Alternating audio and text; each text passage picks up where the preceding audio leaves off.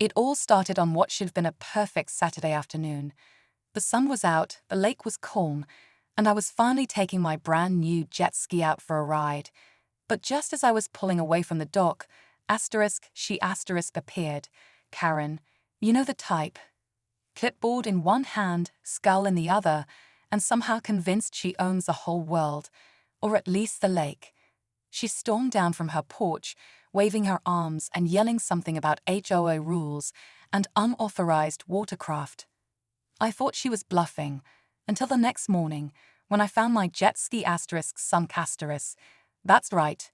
Not missing, not stolen. Sunk right there, tied to the dock, completely underwater. At first, I couldn't believe it. Who does that?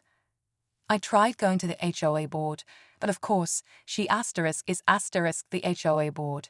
Every complaint got dismissed. Every neighbor mysteriously stopped talking. But that's when I realized something. If Karen wanted to play dirty, then it was time I learned the rules of the game. What she didn't know is, I had a plan. And by the time I was done, the lake wouldn't just be off-limits to jet skis. It'd be off-limits to everyone but me . But the way I pulled it off, well, let's just say, Karen never saw it coming . I didn't sleep much that night. I kept going over every detail, who could have done it, how they got away with it, and why no one was willing to speak up. But deep down, I already knew. Karen had been itching to make an example out of someone ever since she got that HOA president title. She complained about my mailbox being too modern, filed noise complaints over weekend BBQs, and even told kids to stop riding bikes near her driveway. The jet ski was just her latest target. Thing is, the lake wasn't even private when I first moved in. It was shared, community-owned, open for responsible use. That's one of the main reasons I bought the place. But ever since Karen got a few of her friends on the board, the rules changed. Slowly, without warning, she pushed through little policies, like quiet hours on the dock or permit requirements for lake use. Most people didn't notice, until it was too late. And now, only her circle seemed to have access to anything. But here's the twist. What Karen didn't know is, I had been keeping receipts, emails, photos, minutes from HOA meetings, and more importantly, I've been doing some research on the lake's actual ownership rights. Turns out, Karen might not have had as much control as she thought. So I started digging deeper. I went to the county records office and pulled everything I could on the lake, its zoning, access rights, easements, even old land surveys. And what I found blew my mind. The lake was technically on shared community land, but here's the kicker, the dock itself. It sat on a strip of shoreline that was part of my property. Somehow, the original developer never cleaned up the boundary lines, and no one ever questioned it, until now. That gave me an idea. If Karen was going to act like she owned the lake, maybe it was time I reminded her who really held the keys to the dock. Meanwhile, I started noticing weird things around the neighborhood. My trash cans kept getting knocked over. HOA notices started piling up in my mailbox. Warnings for made-up violations like grass height and excessive water activity. One of my neighbors, Dave, quietly told me his wife was warned not to talk to me about HOA matters. Karen was tightening her grip, and people were scared, but not all of them. That's when Sandra, who'd lived there for over 20 years, reached out. She said she'd seen Karen sneaking around my dock the night before the jet ski sank. She even had a photo, but she was nervous. If Karen found out, there could be consequences. Still, Sandra wanted to help, and she wasn't the only one. Sandra's photo was grainy, but it was enough to make my heart race.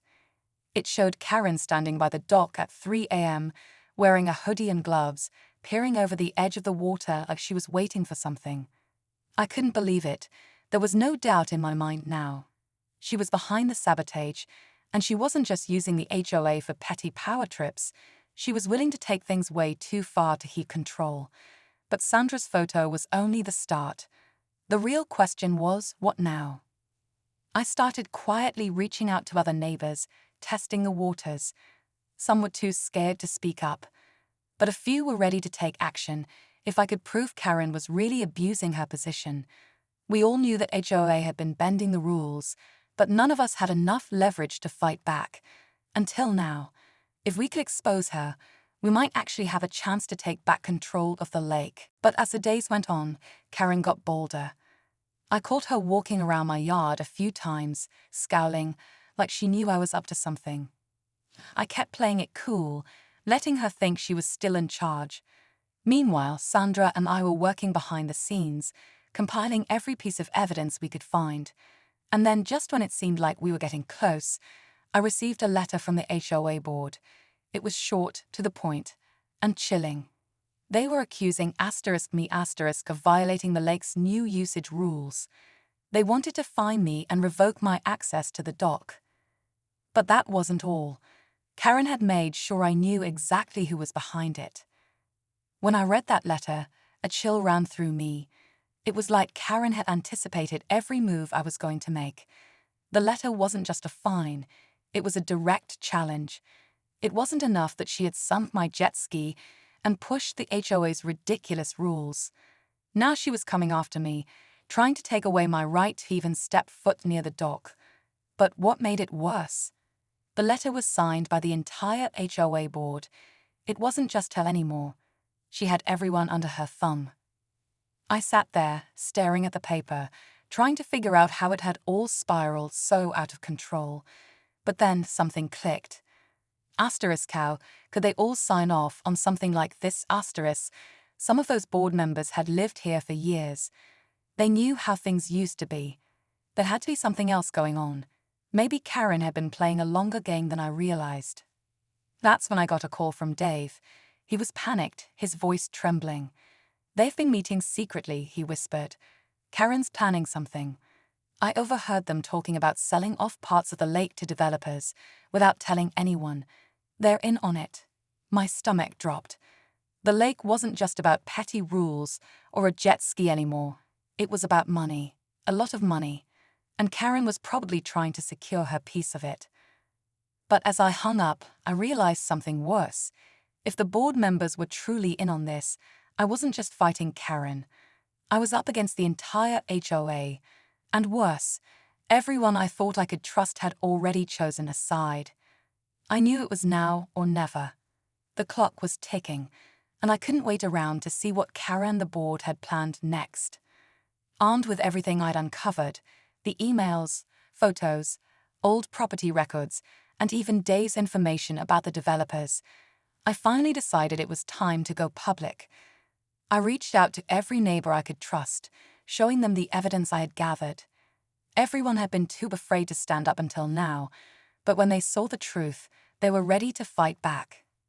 We arranged a meeting, and I made sure Karen would be there. The whole thing was a carefully planned showdown. When Karen walked into the meeting, she was smug, convinced she had it all under control. But as soon as I started laying out the evidence, her face went pale. I could see her panic setting in as I revealed how the HOA had been quietly trying to sell off the lake to developers, with Karen at the center of it all. Every secret deal, every shady action, it was all exposed right there in front of the entire neighborhood. But then, just when I thought it was over, a shocking turn of events occurred. The board members who had supported Karen suddenly turned on her. One by one, they started backing away, saying they had no idea about the extent of the corruption. They claimed they were manipulated. It felt like a victory, but something didn't sit right. As the meeting wrapped up and people were starting to leave, I saw a familiar face in the back of the room. Sandra, the one who had helped me with a photo of Karen, was standing by the door, looking nervous. She had a strange look on her face, and she pulled me aside as the crowd dispersed. "There's one more thing you need to know," she said, her voice low. "I didn't tell you everything about the photo. Karen wasn't just there that night. She was with someone. Someone else was watching from the trees." My heart stopped. It felt like the whole battle had been a setup all along. But the real question was, who was she working with? And what did this mean for the future of the lake? I was left stunned, processing Sandra's words. Who else could Karen be working with? But then it hit me. Dave had mentioned overhearing talk about developers. Asterisk what if asterisk Karen wasn't just trying to control the HOA? What if she was involved in something even bigger, planning to sell the lake off to developers for a massive payout? I knew I had to act fast before it was too late. So, I took everything I had, Sandra's photo, Dave's tip, the property records, and went straight to the local news. It wasn't just about getting Karen out of the HOA anymore. It was about saving the lake from becoming a private luxury project. Within days, the story broke. People were furious. The news spread like wildfire, and the pressure was too much for the board to ignore. In the end, Karen was removed from the HOA, and her shady deals were exposed for good. The developers backed off, and the community reclaimed its rights to the lake. As for me, I got my jet ski back, along with a whole new appreciation for what it means to stand up for what's right. But the real lesson here was this. When entitled people think they can walk all over you, sometimes you have to take back the power, asterisk, and the lake asterisk,